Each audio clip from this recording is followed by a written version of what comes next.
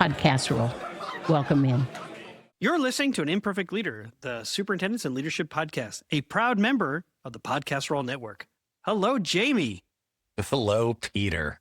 New week, new person.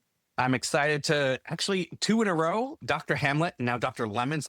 This is 2 weeks in a row. This is amazing, an right? abundant. Yeah, it's a real gift, riches. particularly in like Hanukkah's going on, Christmas is coming. I mean, it's just the gifts keep coming.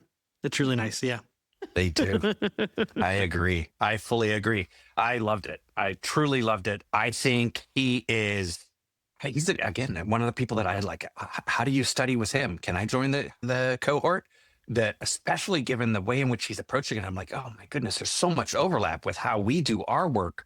I'm like, oh yeah. I'm thinking again, this is the second week in a row where we're talking about lifting up student voice. And he talks about shifting those mental models. And in fact, actually, if you don't mind, I'm just going to jump right into our sponsor this week because IXL is one of our sponsors.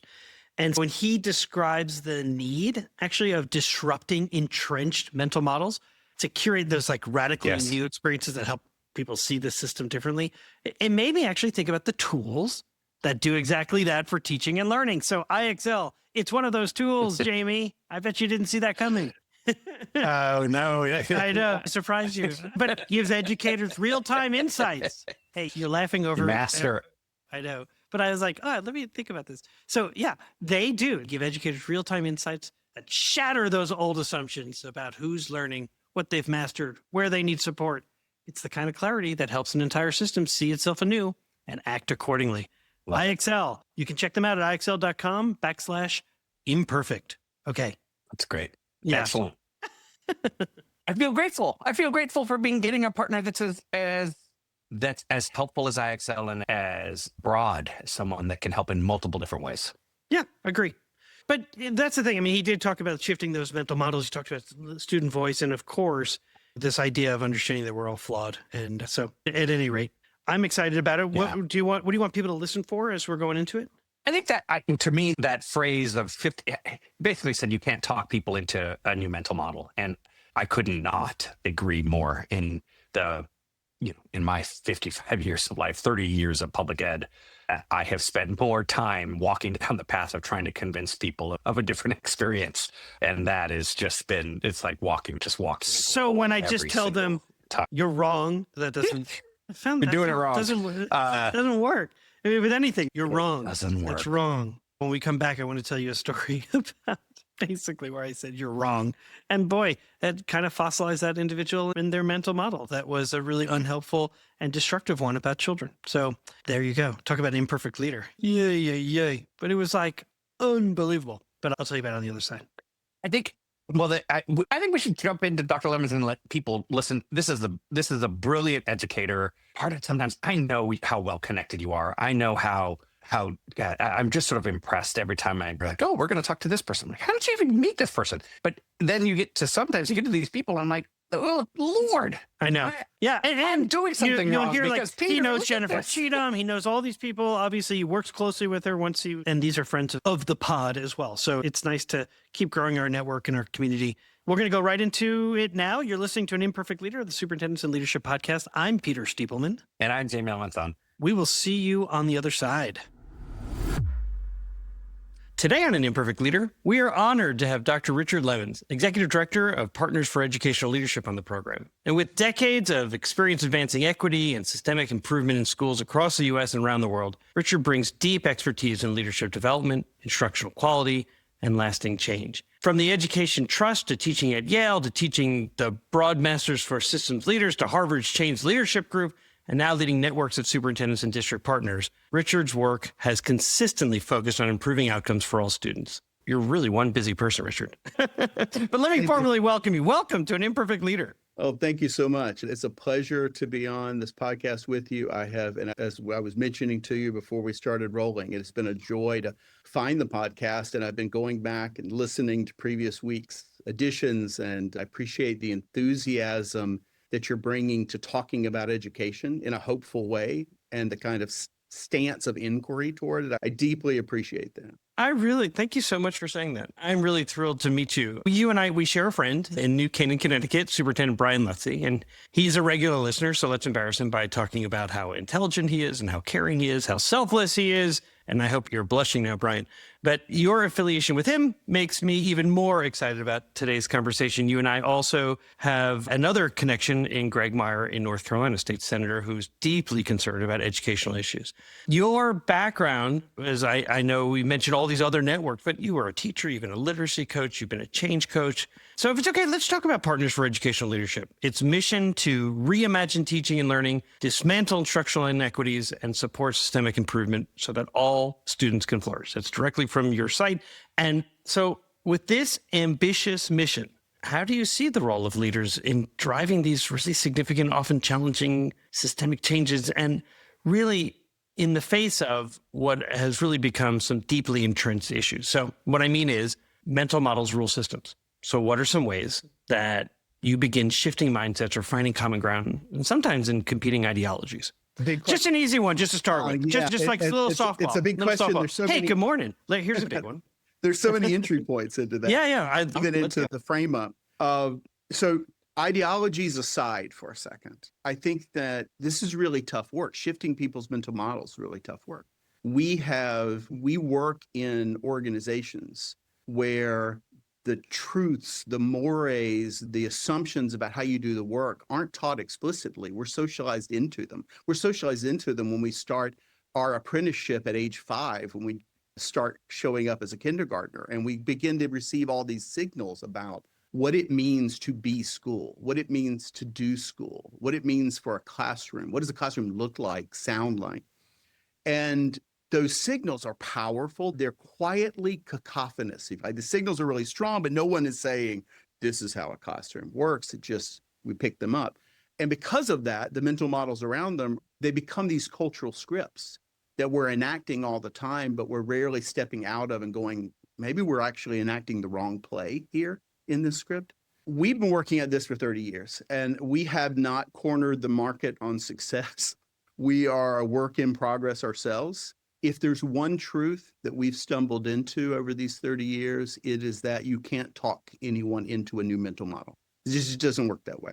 So I think our most powerful hypothesis right now is that you have to curate radically new experiences for people so that they can experience something that is outside of their mental model. Now, it's not just experiencing. It's not just, we did something cool and unique. And it requires that experience has to position people in a way where the experience itself is powerful enough to make them porous and open to thinking anew, talking anew. And it has to create an opportunity where there's a little bit of disruption in how they're thinking about the work. Some assumptions get raised, some opportunities to think. And their mental model has to be moved outside of them. Sometimes literally, visually. Sometimes we'll ask people, draw a picture of what you think high quality teaching and learning is. And then we make people talk to each other about the drawings and make them scrutinize what's missing in your visual. So we use these tools to try to create these very powerful experiences that have the opportunity to actually change people and how they think about the work.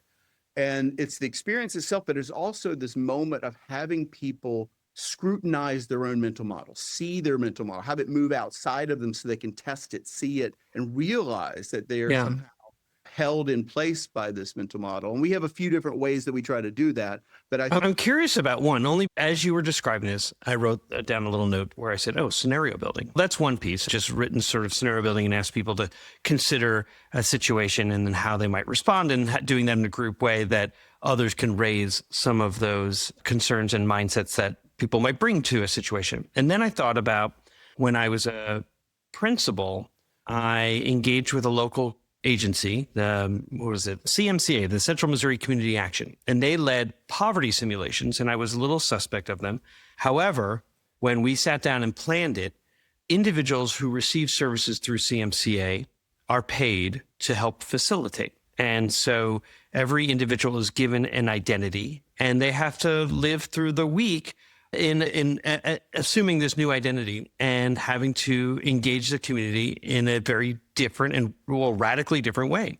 And then the power. So you have to figure out your bus schedule. You have to pay for your utilities. Did you get a receipt? No, you didn't get a receipt, and your utility didn't get turned on. And then it was all of these pieces. And then the power, though, was in the fishbowl following, talking about it side by side, not talking about it while individuals who help facilitate, whose daily lives are these lived experiences, but rather together to better understand. And I thought deeply conservative people in the middle of Missouri have a real shift in the way that they thought about individuals who are living well below the poverty line, who are just trying to make it work for them. And so even statements like, when you judge me about not coming to a parent-teacher conference, I want you to consider just the victory in making it through the day to get my kid the meal and the love and the attention. And it was so powerful. So I wonder, that might be a situation or a similarity to something you've done?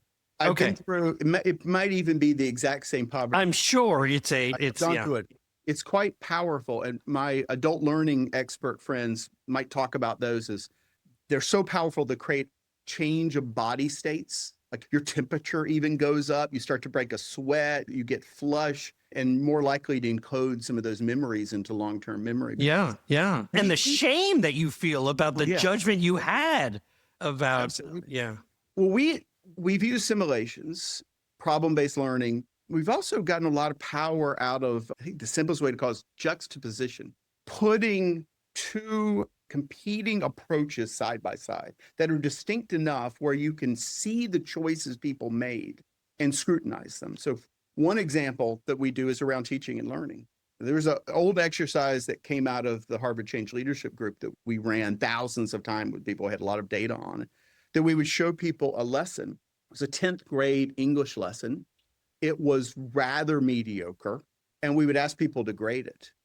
And there would be this spectrum from A to F, and it would create this very powerful conversation. And that in and of itself, that experience itself reminded people, well, we don't even agree on what good teaching and learning is, and we're the people supposed to be leading it, right? So what does that mean? But then there was this other powerful component that we added where we showed people a lesson, sometimes 10th grade also, sometimes 3rd grade, where just the quality of practice was higher. The demands, the cognitive demands put on students were raised, and the care that teachers took in lifting students' thinking up in a powerful way and ensuring that every child in the classroom, and we would make people watch it, and then we would ask people, so what do you think about the first lesson now? And they're like, oh my goodness, like I gave that thing an A. But the quality of thinking in this 3rd grade classrooms is 7 times better than that. What am I thinking? It's challenging my own mental models about what's possible with students. Another way we do this is by trying to bring people in direct relationship with a positive outlier. So sometimes this is, okay, let's take people on a field trip, right? Let's go find an exemplar. But the exemplar itself never works. It's that deep it's your version of the fishbowl that's required after. Somebody has to curate that discussion that happens after us. What are you really seeing here? What are the choices that this school is making in how they organize time, space, and students? Why do you assume that you couldn't do that in your school? And the other thing that we always face in this is that the students have to be comparable enough, because adults are quick to say, I couldn't do that with my kids. You can do not in my district. Oh, we're different. Yeah. We used to say everybody wants to Columbia-ize it because they're like, it couldn't work here, so we'd have to do it this way. Exactly. And I imagine, just because you and I share this friendship with Brian, and I have to imagine that he associates himself with other superintendents who do this, and I imagine that part of this is the conversation that comes out of your work, is that he's so careful about trying to co-create with both teachers and with children. That if they are going to be the beneficiaries of a new way of thinking or a new way of doing, that they ought to be a very part, not just at the end of here we go, how do you think it should look, but rather really from the very beginning, understanding the why there might be a shift or a change. Absolutely. And we found that lifting up student voice in new creative ways is one of the most powerful forces going right now. If we can get students talking and adults listening, the noise about competing ideologies goes away, because students aren't having those ideological debates. They're saying, here's how I feel. Here's how I think I'm being treated. Here's what I want. And all of a sudden, it just gives you moral clarity. Yeah. And it builds up some urgency to do the work in an entirely new way.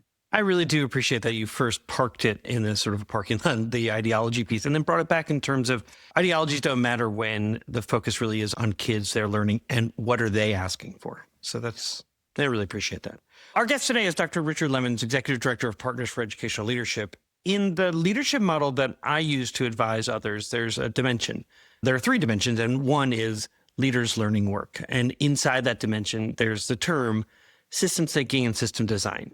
And Partners for Educational Leadership leads vital initiatives like the Connecticut Superintendents Network. You've facilitated networks like the Systemic Instructional Improvement Program, the SIP network. So I guess my question is, from your experience working with these really collaborative learning networks, what are some of those sort of common challenges that superintendents and leaders openly discuss within these environments? Because it's a lonely job, the superintendency. It's one where it's the whole reason why this podcast its genesis is how can we be a resource for the field, for those who are trying to better understand the practice and have a thought partner each week who might want to talk about an issue that they've faced and what they learned from it. And so your network seems to be that really safe place to do that. What are some of those common challenges? And then how do the networks help address them? We've placed a big bet at Partners over the last few decades in creating these spaces where either like teams or like role can go to work together, building new knowledge, exploring new themes, trying to investigate new topics. And the Superintendents Network is a really powerful one. And I will say, honestly, we're not always there in terms of creating those safe spaces. I think the superintendency is a role where the people who've made it to that role have learned how to guard themselves in some ways, how to put up a veneer around themselves.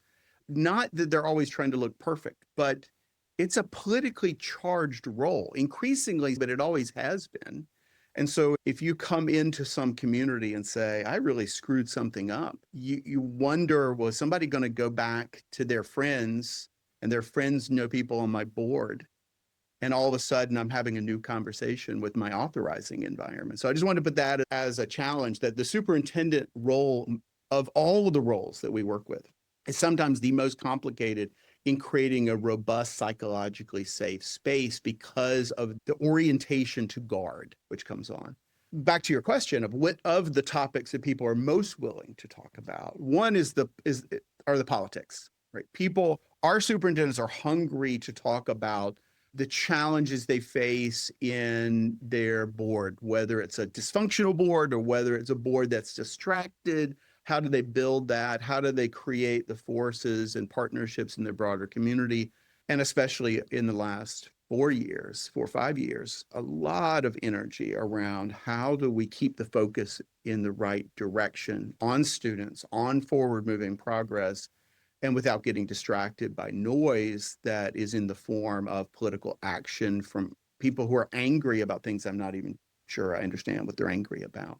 So last year, for the first time ever as a network, we focused on a theme about the civic leadership responsibility of superintendents and how to manage the political forces at bay or in play so that we can work on teaching and learning. For the years before, if you weren't talking about teaching and learning, you were in the wrong network. Yeah. Last year, the noise has gotten so large. We're gonna work on it. It's almost as if I've always thought of the superintendency as a 3-legged stool. One being that you are the lead learner, you're the lead teacher, and the stool is no longer equal on the ground. It's a little clunky and rocks because the political piece seems to be a longer leg now, and it ought not to be that way. You've actually given me the idea that we should write a scenario like the poverty simulation and do the superintendency simulation for board members to go through so that they can see all the different ways that the internal and external systems are connected to each other and how it can be so challenging to be that central leader who's being pulled in so many directions. and then have that sort of inner circle, that fishbowl to say, what did we learn?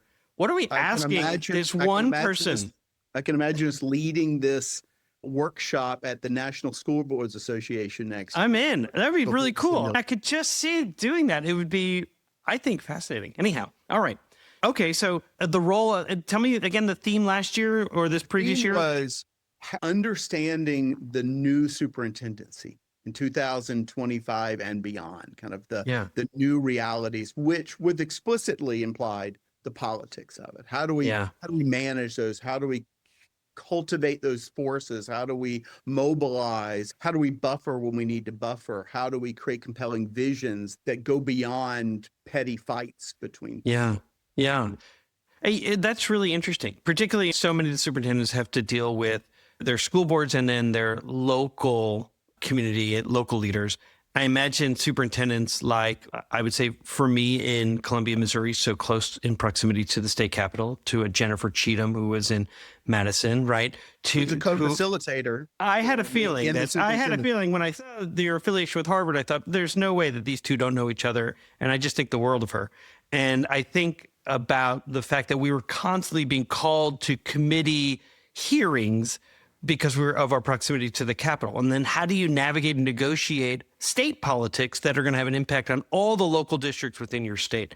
And so I love the fact that you called this and really called action to it as a real important theme for superintendents to think about. I will say that there's another topic. There are probably two other topics that our superintendents are hungry to talk about. One of them, and it always bubbles up indirectly, it's the management of key leaders in their system. How do they bring the best out of their leadership team? What happens if they feel they have a somewhat weak link in a key role? How much do they invest in supporting and lifting up? And when do they say, I need to encourage this person to go find a better match? So those conversations are rich, and everyone experiences their versions of them. So people see themselves in each other's problems of practice around personnel, especially around the key leaders. And the other is around how do we actually move the ball in teaching and learning? What does it mean to move instruction at scale, especially when superintendents aren't doing the teaching? They're conditions builders around principals and around teachers to do the good work. And the way we explore that is getting them out in the classroom. So every other meeting, we take them on instructional rounds. The Superintendents Network was one of the birthplace of instructional rounds in our partnership with Harvard, with Richard Elmore and Lee Title as facilitators back in the day. And so we gave birth to this model of bringing leaders and other educators into relationship with classrooms. We still do it. We wrangle with what's the problem of practice that you're trying to solve? What data can we gather? What are we seeing in the classroom? What's the next level of work for this school? And it's one of these places where superintendents really are forced to wrestle with the dilemmas of moving instructional practice. I think that's marvelous. All right, I'd like to ask you a question that I ask every guest who comes on our program. How does the term an imperfect leader resonate for you? I knew this question was coming, having listened to the podcast now. It hits me in multiple ways. The first way is very autobiographical, just of how flawed I am as a leader. I live in my head around, oh, why did I do that? Why didn't I do this? Why is this the right leadership practice? Is that? Luckily, I've given myself a lot of grace. Like gray hairs in my beard have given me permission to not necessarily be wise, but to assume there might be a little bit of learned wisdom and that no one's perfect and they ought to extend grace to myself. So it's okay to reflect and digest and to imagine what else I could have done, but it's not okay just to beat myself up because I'm an imperfect leader. So I think that's the first way. The second is probably best symbolized in conversations I've had with my colleagues at Partners for Educational Leadership, where we're often sitting around and at some point it'll come back to the reality that there are no educational superhumans that are coming to save us. That in fact, what we need to do is build the conditions where average people working really hard with discipline and intentionality and integrity can do magical things. And that actually is very exciting to me. So that notion of we're all flawed and it's going to take flawed leadership to get there, not superhumans. So that's another thing that strikes me. The third is very academic, but it does connect. So I'm sure you're familiar with that 4 stages of consciousness framework that's often used in adult development. So you begin as unconsciously incompetent, and then you progress to being consciously incompetent. And then you go to consciously competent before, if you really reach mastery, you're unconsciously competent. I think that second place of being consciously incompetent is a magical place. It's where you recognize you actually know what you don't know. And I think for leaders who live in that space, and incompetence is probably the wrong word, right? Yeah, because sometimes I say imperfect is an important distinction from incompetent because you can make mistakes and learn from them. Incompetence, Keystone Cops is in my head for those who understand that reference. But I think that if we take the kind of consciously imperfect, then you can see it. You understand it. You go into situations knowing you're likely to make some mistakes. Even if you do your best work, you're going to make some bad decisions, even though you had done all the right work before because you didn't know certain variables that none of us knew. And to me, that seems like a really exciting place. And if people have a kind of humbleness and in their consciousness and a confidence about it's okay to not be perfect, then I think that they're the kind of people who can lead continuous improvement. They're the kind of people who can create the conditions for others to place bets, take some risks, gather feedback to understand whether it's working or not, and celebrate the failures that produce new learning. So I want to talk a minute about the Mosaic Project. It is one of our favorite organizations and has over 25 years of experience empowering students to really celebrate differences, communicate assertively, and resolve conflict peacefully at their outdoor school. I happen to have experience being part of the Mosaic Project, and so I can absolutely tell you it's an amazing organization. Their innovative SEL curriculum is now available to our Imperfect Leader audience. And so you can get a 10% discount through their new documentary film-based Mosaic Classroom Project. So just let the people know during your onboarding process to receive that 10% discount is to just mention an Imperfect Leader. Learn more about the Mosaic Project at mosaicproject.org. This is Greg Meyer, Jamie's partner at APC Leadership Collaborative. Superintendents know that school principals are the single biggest lever that any school district has for improving student joy and success. Unfortunately, there's very little professional development for the specific things that a principal has to do to improve their school. At APC Leadership Collaborative, we specialize in coaching principals to take on audacious goals, build their leadership skills, and make big improvements in their school. If that inspires you, let's connect and talk about how we can collaborate.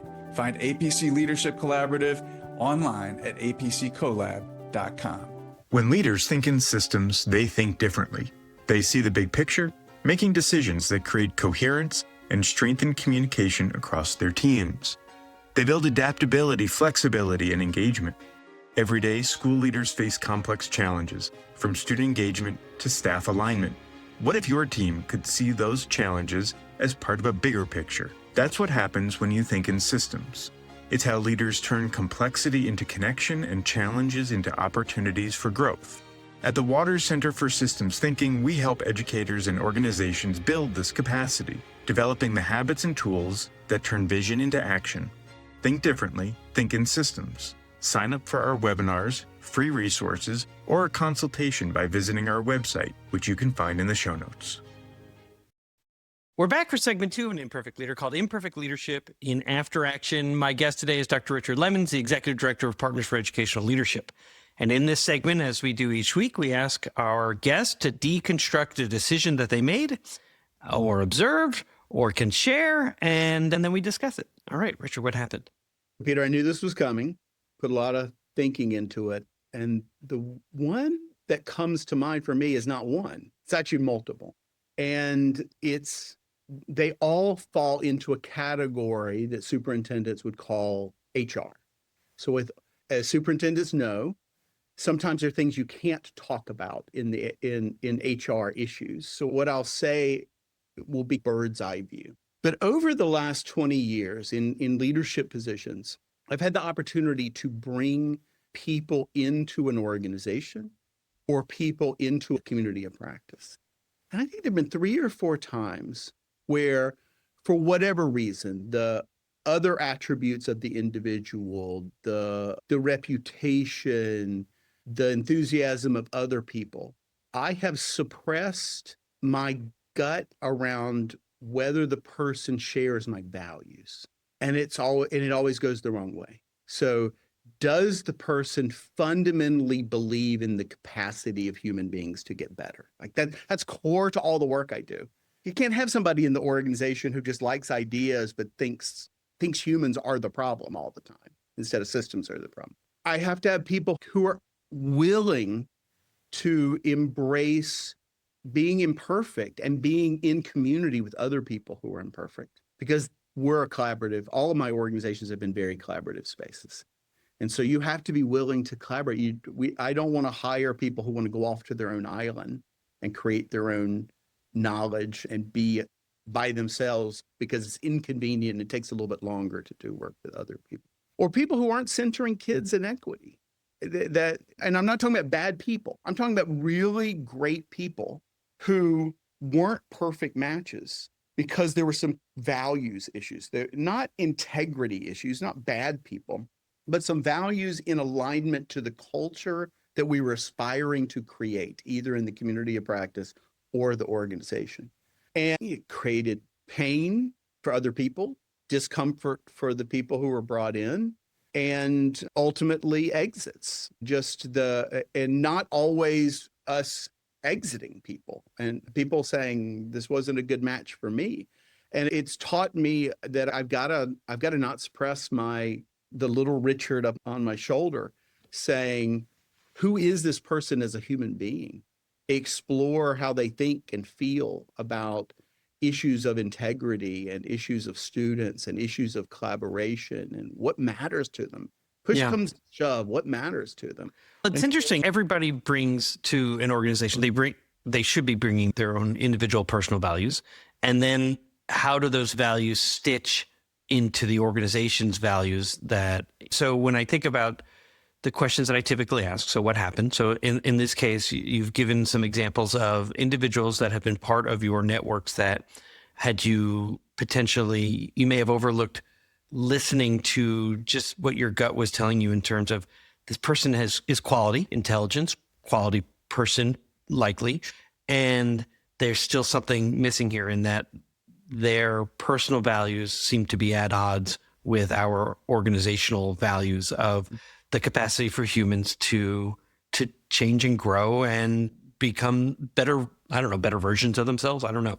And I'm curious about this work because I get to work with superintendents around the country from time to time. And what I've learned is that when I overlook those first meetings of tell me your values, who are you? And sometimes there's value statements are listed and I say, oh, those are nice. Those are interesting. And they certainly convey your values, I think. I want to know your 3 to 5, who are you?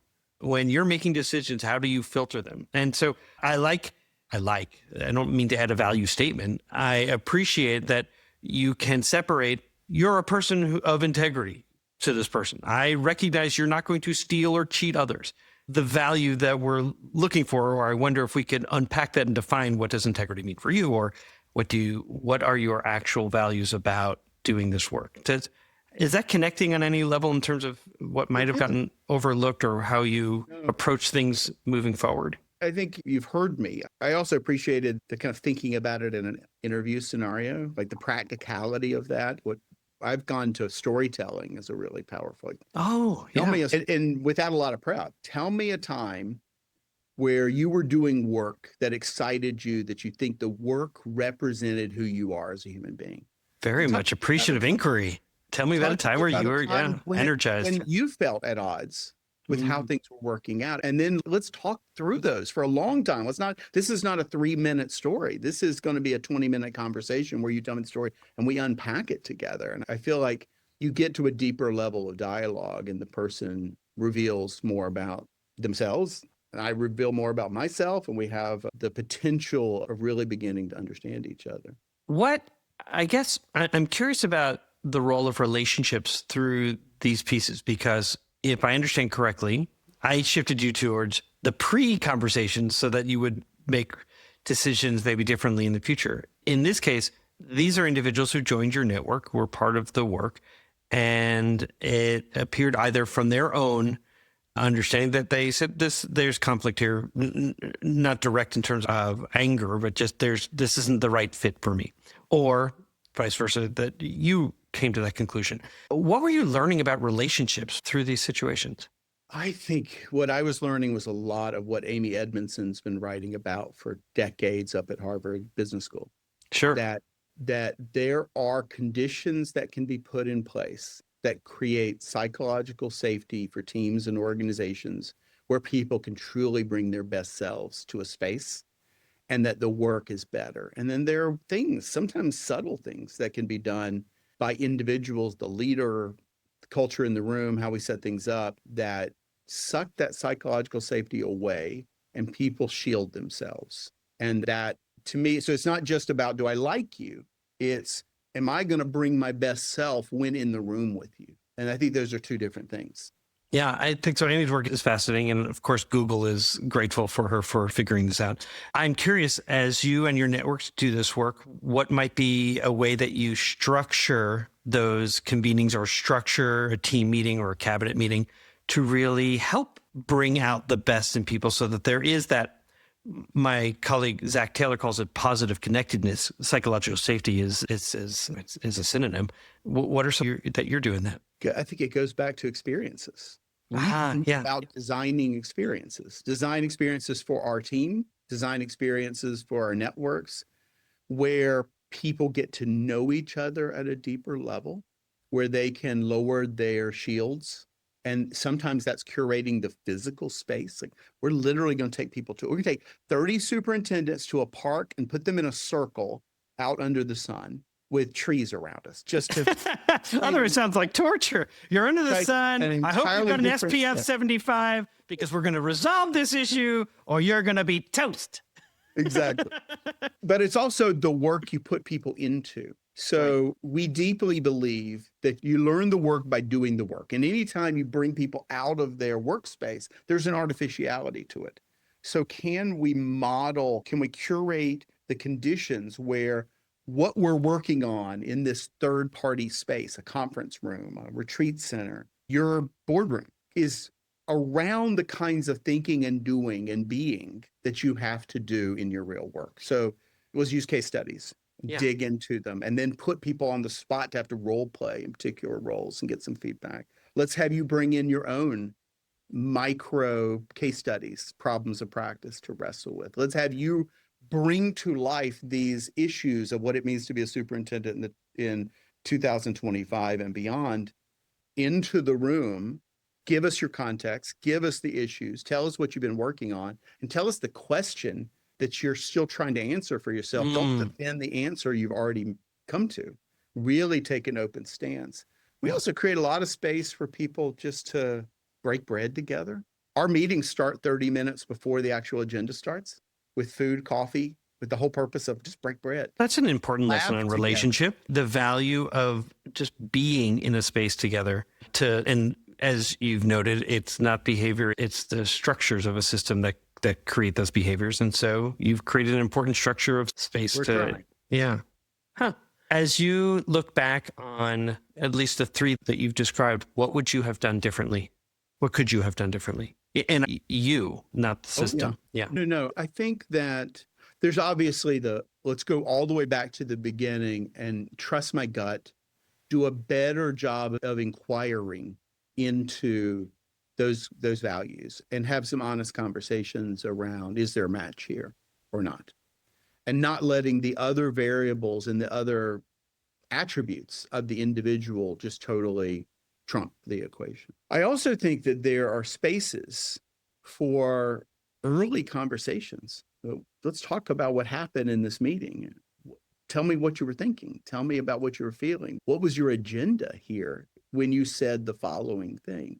And I think that there were times in those the examples that are further in the past where I would have been, they'll get there. I don't want to put them on the spot too early. I want to trust that they're good people. They'll come to realize it. And I realize it's not about them being good people. They're already good people. They were good people. But good people can also disagree and be mismatches for an organization. So creating moments and time to create a feedback loop but not a feedback loop of you're out of line or in line, but a feedback loop of I observed something. Here was the antecedent. Here was the reaction in the room. Can you help me make sense of this? So it's a co-constructed meaning-making opportunity. And as early into the process as possible. I was going to say, that's what I've also learned. It's a gift that we give. It really, truly is, as much as one would say this kind of feedback that sometimes can be perceived as criticism, although when we do it well, it's more about coaching. And then it's a real gift. When you let it go on, that it's, why didn't you tell me sooner kind of thing? Or I didn't understand intent versus impact kind of thing. Always we end with the question of what was something that was good that came out of these experiences. And I imagine as you've moved forward, that there's continued benefit. There's an appreciative piece to this. So what was good? So one level, individual learning. So all of my many failures have created lots of opportunity for growth, right? So that's the beauty of it. It's that consciously imperfect and working on it. I love it. So I bring back to the brand, but I think it's right. The other is there have been moments where others around me were willing to give up earlier on people, and the trust in them along with the coaching, along with the support structures, and along with honest conversations have turned people into invaluable members of a community or an organization or a network. And to the point where people go, I'm surprised. Like I wouldn't have bet on this 2 years ago. And now this person's just offering so much richness and depth and community and collegiality to this community that I can't imagine not having them in it. This is what I was thinking as you were describing that, which is a metaphor of most of us are basically just walk-ons trying to make the team. No one has trained us beforehand how to do this work. We were good teachers. We became pretty good principals. We built small networks within our schools, and then we're thrust into these system-wide networks with sometimes competing interests inside and outside the system. And so not giving up on any one of us, I think, is essential. Just truly, I appreciate your answer and the work that you're doing. My last question, because you are in this position of interacting with so many, what advice would you give to the aspiring leader? I would say, first, find your people. It's a lonely job. You said this earlier. And find your people for the many purposes you need. So there's going to be a group of people you're going to need to go have beers with every other Friday, 30 miles away from your town where you're leading in to blow off steam. And there might not be the same people that you want to be in a superintendent's network with. Totally fine. But the number of people who will say to me in a superintendent's network, whether it's Connecticut Superintendent's Network, whether it's a group that I help guide for the Tri-States Consortium or other networks that I've run over the last 20 years, where people say, this is the only space. I have other spaces. My professional association does really important work on policy, on advocacy, on negotiating with the state. This is the space where we're working on becoming better leaders.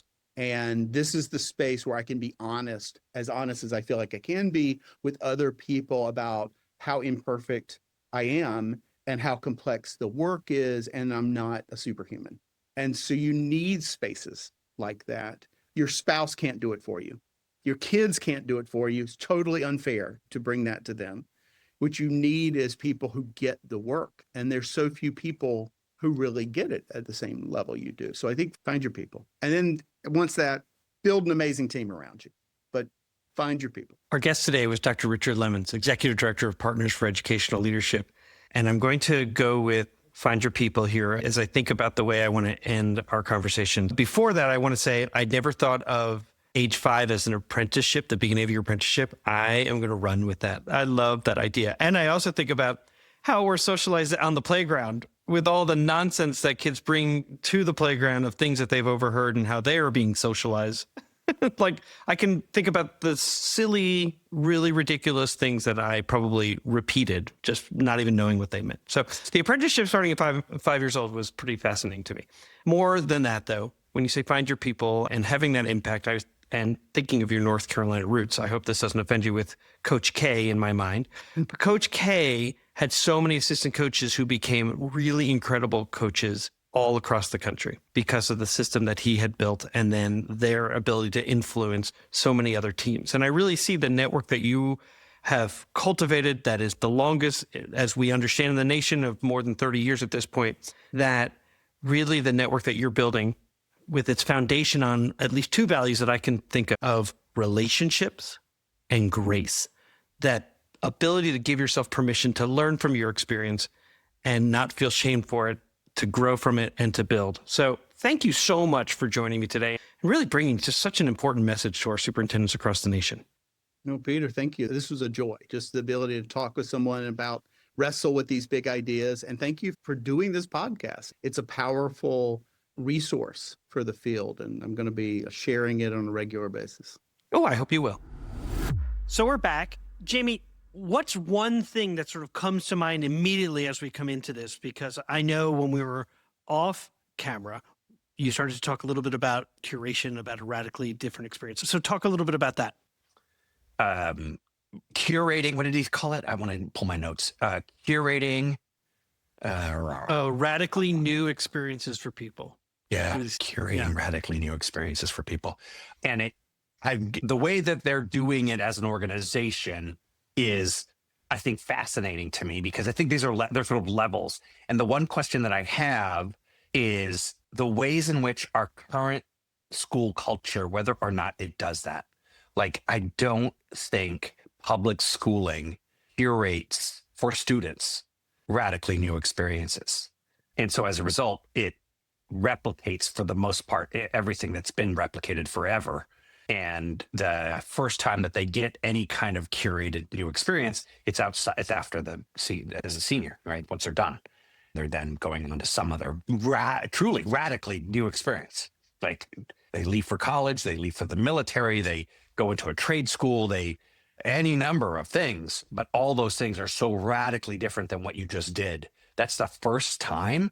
My God, maybe to the point of Mosaic. Like, at least Mosaic is creating an experience that's radically different than school. So Mosaic, for those who have been listening, as long as you didn't skip through our commercials, Mosaic Project is an amazing organization, and they really do create a radically new experience for kids to really begin to empathize. And they actually have a song around empathy, and they say, entropy? No, empathy. And so it's amazing. So can you share the experience you shared with Dr. Lemons about that radical experience that you had? Because it didn't come out clear in the interview. What did you go through that caused a new aha? You talked about experiencing shame as a result of it. And so I'm interested to know what happened. Oh, yeah. And I'm glad I used the word shame, because it really was. I like to say that while I grew up in New York, that I sort of woke up to the world, I didn't fully understand the chasm that existed between class, between race, all the kinds of things that sort of lived in a bento box. New York is kind of a bento box in that you have your neighborhoods and your experience, and you don't necessarily always interact with others. And so I get to Oakland, and I have a first experience in sort of understanding, at least to the level that I thought I understood, totally new experience in terms of what real poverty looks like. And then I thought I was ready. And then I get to Columbia, Missouri, thinking not a problem. And I got to see poverty in a whole different light, more rural, suburban. And so we do this poverty simulation. I'm thinking, I got this. And it was talk about a radical new experience, because we had to sort of live a week we were each given identities and live the experience of a person in poverty within the community, and just accessing just utilities was such a task. I didn't have a car. I didn't have bus fare. I had enough bus fare to get there and back. But then I had to go back again because my power wasn't on. And so when I finally get over to the utility, they're like, do you have a receipt? No, I paid in cash. And so like, we have no record. There's nothing we can do. And I'm like, this doesn't happen. But yet we did this big fishbowl together, this big circle. Some people were watching and others were within the fishbowl talking, along with the individuals from our community who led the simulation. So not as a way to sort of gawk it was an authentic conversation to say, if you're going to be able to better understand the families in your school, you have to understand our experiences because these are their experiences. And so, yeah, I felt shame because I thought, I've got this. No, I was just a kid from New York who was parallel playing with people in poverty. But I had my own sort of path that I was on. And it really shifted the way that I operated, encountered, interacted. And I have a hard time shutting up, but to shut up and listen. And so people would sometimes get mad at me because people would come to school all really angry, cursing, threatening, and they would want me to immediately no trespass them. And I'm like, nah, first of all, we got to look for the gold nuggets in this conversation because this person is scared, anxious, frightened for their child. Right. And so we're once all levels of anger, frustration, all that, when we cool down a little bit, we'll have another conversation about, hey, the next time you come up here, you don't have to curse me out to get what you need. You can count on me to listen. But in that moment, I'm not yelling, don't you talk to me that way. I'm calling the cops or you're going to be no trespassed. Okay. Who loses in the end? I think that's right. Exactly. I think because I can tell you in the past, I might have said, we're no trespassing that lady. My God, what a nutcase. She's not coming up here anymore. Talk to us that way. Right. Nope. So that's what I meant by shame. Just learned so much. It makes me think of I appreciate you sharing that story. That's really helpful. Too bad I'm editing I don't it think all people out. get to go. I'm kidding. I'm not. I'm going to keep it. When did you feel shame? Never. Oh, and then I'll put back. Never. I'm so glad that you shared that story. If you said that, you know how many Jews would be like, what the hell? He is out. He's out. He's not a Jewish person. I know. Don't feel shame. It's the self-identity. It's the entire identity of the Catholic. That's religion. interesting because I hadn't even thought about shame and guilt being synonymous. I guess I see them as complementary, but shame, I mean, guilt seems temporary. Shame is enduring. At least that in my mind. Yes. Yeah. Yeah. And that's why I chose that word shame because I was wow, all these years of working with families, helping and supporting, but not shifting necessarily some of my mental models in terms of norms, how people should talk to each other or the decisions that people make about their lives and how they spend their money and things like that. I had shame because I didn't remember or even think about even things like the most human emotion, the most human element for any of us is belonging. And so you choose to spend money on expensive shoes so that your kid could feel like he belongs because everything else in their life is just horrible. Who am I to judge? Yeah, that's the definition. Who am I to judge? You're not. You can't. It's normal to judge, but the practice is really in the realizing that's happening and being able to set it aside and able to let that person flourish, be the full person that they are. It makes me think of the connection I want to make to your story is way back when. Everybody remember? Did you remember Super Size Me with Morgan Spurlock? Did you see that movie, that documentary? Yeah. Oh, okay. I mean, obviously, some things have been sort of revealed about that movie that is not totally accurate about how things went. However, it did absolutely shift the way that I behaved. It was a radical experience in terms of when the doctor says your liver is becoming foie gras, I was like, oh. Yeah. He did a show. He created a show as a result of that experience called 30 Days. And it didn't last long. It was 2 seasons. And what it was, curated experiences, 30 days of curating an experience in somebody else's shoes. And there's a bunch of episodes that aren't all that interesting. But there's 2 that I want to talk about. One specifically is the exact thing you're talking about, but for real. He and his wife lived at the poverty line in Columbus, Ohio. And they did it for 30 days. And everything you're describing is exactly what happened. Basically, his manual labor job that paid a minimum wage, as soon as he got injured, which was within week 1, he got injured, he was screwed. He was out because it relies on him showing up and being able to do the physical work. He didn't have the ability to do that, so the money's gone. He doesn't have health coverage, so that costs money to get what he needed in order to get back to work. And it just compiles. It just keeps getting bigger and bigger and bigger. So I think even if all you do is watch this episode, it's such a clear description of what it was like and his big ahas of what it's like to live at the poverty line. And the other one, the second episode that I'd encourage people to go watch, is an episode where this was back in the time of the Minutemen. Do you remember the Minutemen at the border? It's about immigration. And there's a man who is definitely pro or anti-immigration. And he, for 30 days, lives with a Mexican family in Los Angeles and slowly becomes aware of what it's like to live in that space and to be in that space and who these people are, who this child is. I want to see And that. it shifts his, oh, it's riveting. It's truly riveting. He's Cuban from Miami. And so his immigration story is so different than the Mexican immigration story. And I put it here because that's not doing it yourself, but there is benefit. And it's an easy way to at least get a snapshot of what it's like to actually go through that radical experience that Dr. Lemons is talking about. Curating it, and then there's multiple levels of curating. The one level that you mentioned was doing scenarios, going through scenarios and or practice. We do that. That's exactly what APC does all the time, is perpetually creating different scenarios for different kinds of conversations. And what would you do with now? And what I love about the scenarios is the idea that you can practice in that space, mess up, and try again. When you go into the real world, you go into the boardroom, you go into wherever it is that you're going to have to do this work, you don't get to try again. It is what it is.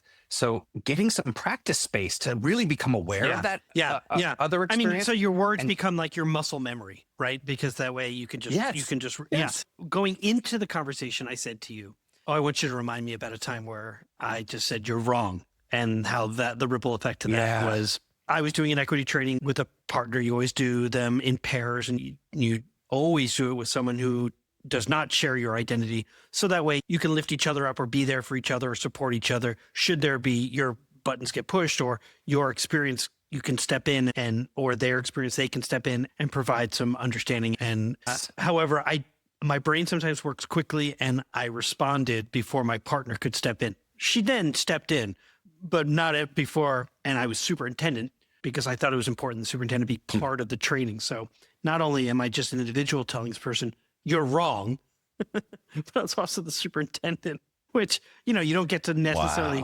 shelve your title. So now I've got this teacher going, superintendent just told me I was wrong, when I thought I was maybe in a space where I could say something I believed, even though it was wrong. So basically the guy goes, so we're just going to let kids just run the halls, and because when they want to misbehave, because we're not going to. And I was like, so mad by that just ignorance. As opposed to taking a step in, oh, I hear what you're saying in terms of thinking that if in fact we use restorative practices, that sometimes people think that there aren't consequences. There are always consequences for one's behavior. But when we talk about discipline, there's a difference between, and you've said this to me a number of times, Jamie, between punishment and consequence. Like, we don't have to punish the kid where we then fossilize that child's sort of belief about whether or not I belong in this space, but rather having a logical consequence. And I didn't even live that with this individual. I mean, I had to find him, go talk to him, and be like, I owe you an apology. Like, here we were in a space where, and I just jumped down your throat to be like, you're wrong. So, yeah. I mean, if I had an opportunity to practice that in advance, what are you going to do when they say, so we're just going to let kids run wild? And I think he said, run like animals. I think it was like, it was like dripping with racism. Degrading. It was degrading. Yeah. So I just lost it. But I mean, lost it in that quick moment. But man, if I had been able to practice that as a scenario, like, what are we going to do when someone says that? Be like, because I'm going to go like, oh, I'm so glad you asked that question. Like, I could have just said that, because no, what we're talking about is the punishment versus consequence. Of course, there's a consequence for running the halls, right? So.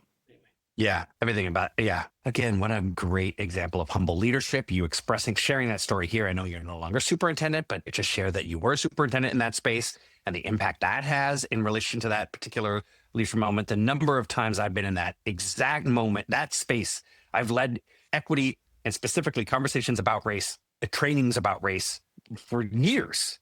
And I've done that, made that mistake a zillion times. Yeah. Just jumping down people's throats when ignorance shows up.